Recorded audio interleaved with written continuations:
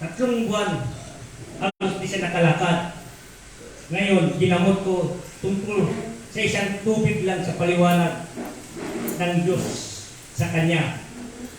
Isipin niyo, yung mga sakit at binigay, inaramdaman sakit 3 buwan at palipat-lipat ang sakit. Nagpa-doktor siya, malaki rin yung gastos sa doktor, hindi din silang gumaling.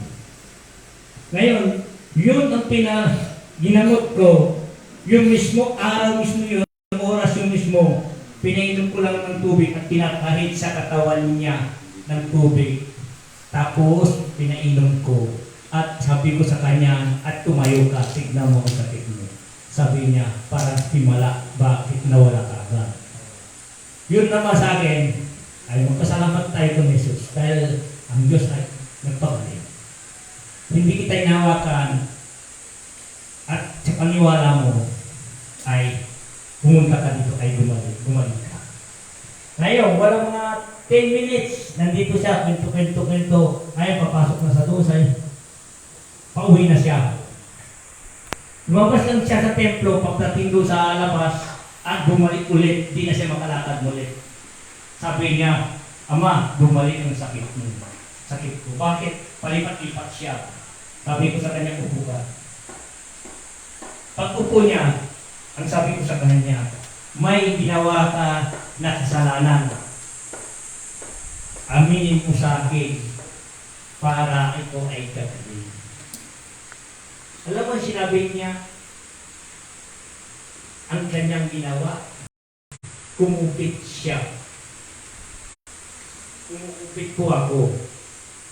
Yun lang bang nagawa mo? Opo. Pwede ba? At huwag kang kumupit na. Sampulan yun. Pwede ba? Huwag ka na kumupit. Sabi niya, opo. Sigurado ka ba? Opo. Ano ba talagang pangalan mo? Binanggit niya. Tapos, pagbanggit niya, uminom ka ng tubig at tumayo ka. Pagtayo niya na walang sakit niya. Dahil ang mapatotoo sa inyo, simula ngayon, kung hindi kayo nagbago, kailan kayo gagaling? Dahil yun na napakita ng Diyos. Templo ito ang katotohanan. Paano kayo gagaling? Kung ugaling pabalik-balik. Hanggang kayo rin ang papatay sa sarili ninyo. Yan, sampul pa lang yun. Tapos dumating dito, buong pamilya. Yung nanay, 12 beses siya nagtae at sumuka. Yung mga anak, 10 beses tumae at sumuka. Mga iba, 6 na beses. Lahat sila hanggang tatay nila, 6 na beses ay tumae, sumuka.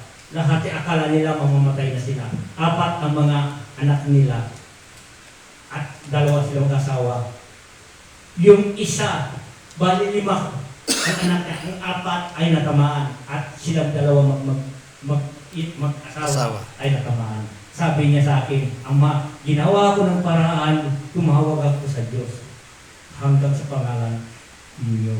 Ngayon, ang sabi niya, pinahiran ko at asenso muna ako po. Naisip ko yun dahil alam ko mahina na ako. Dahil yung anak kong iiyak na, yung isa panganay ay isang pilosopo, hindi natamaan. Siya dyan ang espiritu yun.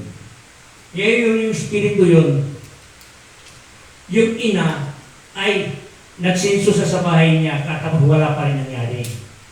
Tapos nakuha niya, alala niya yung tubig ko. Yung tubig ko, pinahid nila lahat.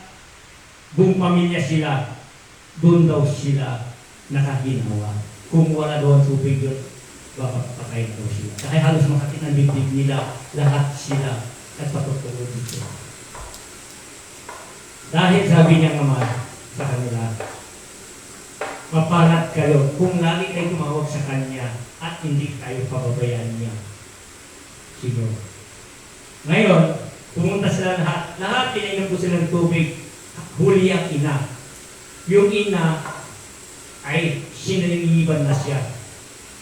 Panay tubig pinainom, pinapahit ko yung kanya, likod nila, pagilamo sila, katapos, painin ko, ngayon kayo kahanapin mo. Wala na po.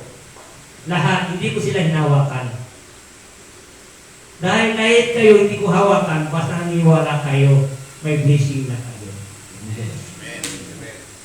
Isipin ninyo, hanggang sa ina niya, last na ina niya. Yung ina niya doon po hinawakan, doon sumanig ang masamang espiritu sa kanya.